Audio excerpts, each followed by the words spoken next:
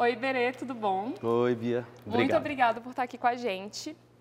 E aí, queria conversar um pouquinho com você sobre O Homem Cordial, que é seu novo filme, que estreia aí dia 11 para todo o Brasil.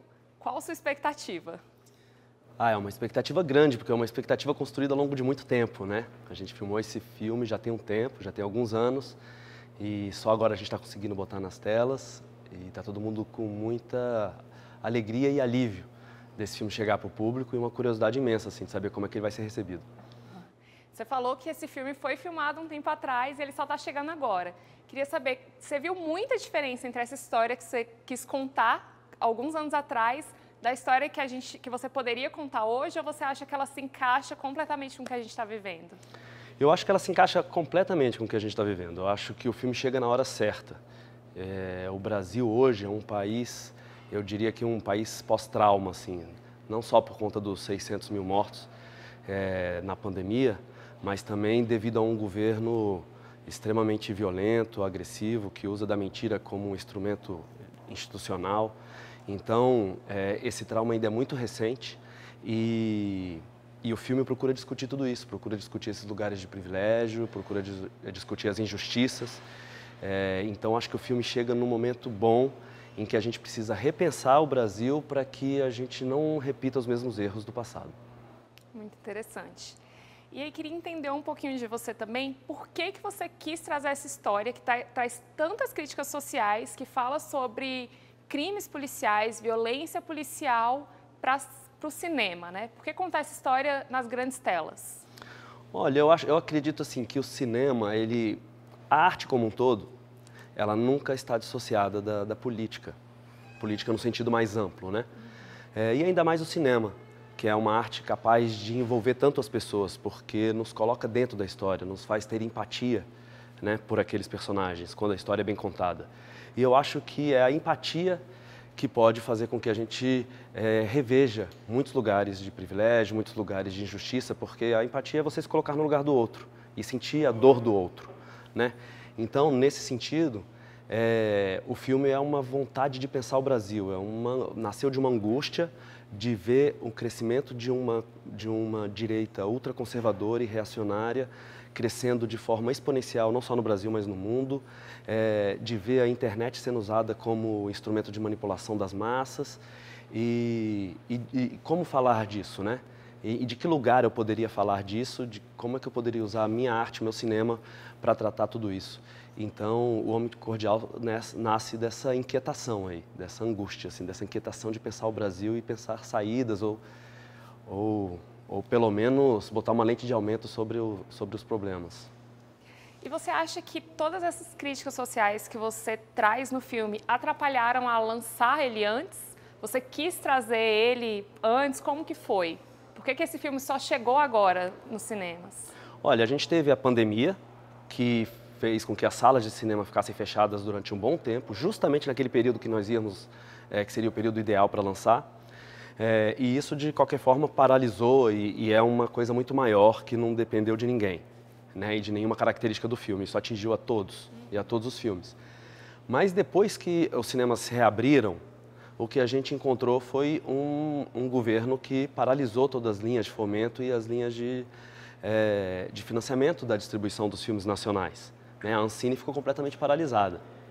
Eu não acho que é coincidência que assim que a gente ganhou um edital de 2019 para lançamento do filme e a gente recebeu o dinheiro logo que mudou o governo. Eu não acho que é coincidência, aí cada um tira as suas próprias conclusões. Entendi. E aí eu queria saber um pouquinho, a gente trabalhando aqui nessa história, quem vê o filme vai ver que ele tem ali algumas surpresas, ele não te traz uma opinião fechada, ele faz você pensar um pouco. Queria saber por que você fez essa escolha, por que deixar as pessoas tirarem suas próprias conclusões quando verem o filme? Bom, o filme fala de um momento, fala de um momento não, ele tem como tema, um dos temas principais, a questão das fake news, a questão do linchamento virtual, do cancelamento. Nesse universo das redes sociais, o fato em si ele não importa tanto. O que importa são as versões sobre o fato, são as diferentes versões sobre o fato. Né? Assim como o linchamento virtual é muito parecido com o linchamento real. Assim, no linchamento real, que é o linchamento? Né? Quando uma pessoa é atacada por várias pessoas. Então é um que dá um soco, outro que dá um tapa, outro que dá um pontapé, o outro que joga uma pedra, outro que não sei o quê. Ninguém se acha responsável pela morte da vítima, mas todo mundo foi. No linchamento virtual é a mesma coisa, é uma mentira aqui, uma mensagem ali, um comentário aqui, uma curtida ali, um negócio, e aquilo vai tendo repercussão real na vida das pessoas que estão na ponta, né? E dependendo da sua cor de pele, da sua classe social, a repercussão é ainda mais forte. Era sobre isso que a gente estava falando.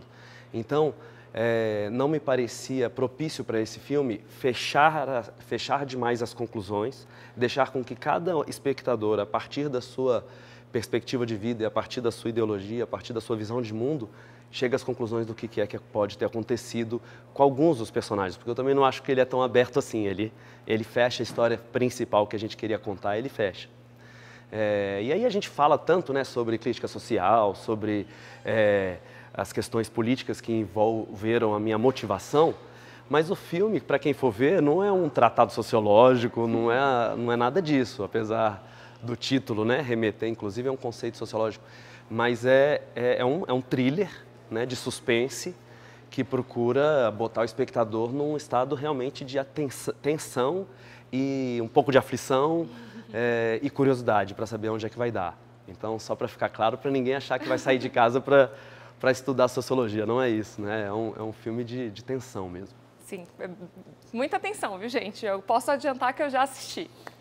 E aí, para fechar, a gente está num período de discussão sobre o PL das fake news, a regulamentação das redes sociais. Eu queria saber de você, assim, qual que é a sua opinião agora, depois de desenvolver esse trabalho, sobre o uso das tecnologias no contexto que a gente vive hoje, onde a gente pode ser muito ajudado e resolver um grande problema com o uso da tecnologia, mas a gente também pode acabar com a vida de alguém com o uso dessa mesma tecnologia. Sim. Eu acho que todos os países, todos os países estão começando a discutir, né, como enfrentar essa nova realidade. Eu não conheço a fundo a PL que está em tramitação agora, então não posso emitir uma opinião especificamente sobre essa PL, mas o que eu acredito é que a regulação é importante. A regulação não é censura, a regulação não é impedir que as pessoas que queiram emitir sua opinião emitam sua opinião. A regulação é a gente conseguir criminalizar aquilo que sempre foi crime, só que agora, nesses outros veículos, nessas outras formas de comunicação, nessas novas maneiras da gente interagir socialmente. Então, acho que é uma discussão importantíssima, a gente vai ter que fazer em algum momento de forma profunda, a sociedade vai ter que se engajar e não deixar somente para que essa discussão aconteça só no Congresso Nacional ou no Senado. É algo que afeta a vida de todos nós. E com o aumento da tecnologia cada vez mais, né, muito rapidamente, já existe tecnologia onde você vê a cara do diretor Iberê falando uma coisa e não é ele, é a inteligência artificial. Então a gente vai ter que regular isso para preservar um direito fundamental que nós temos, que é o direito a uma comunicação realmente democrática e não na mão de poucos, né?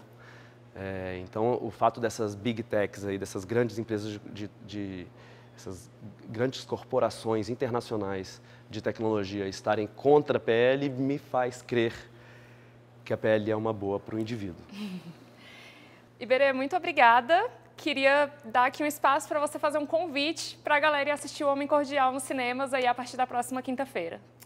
Pois é, então, convite a todo mundo, a partir do dia 11 de maio, O Homem Cordial chega aos melhores cinemas da sua cidade. Procure, siga o perfil do nosso filme no Instagram, que é @homemcordial, que lá a gente vai dizer cada sala e cada lugar, cada cidade que o filme vai passar.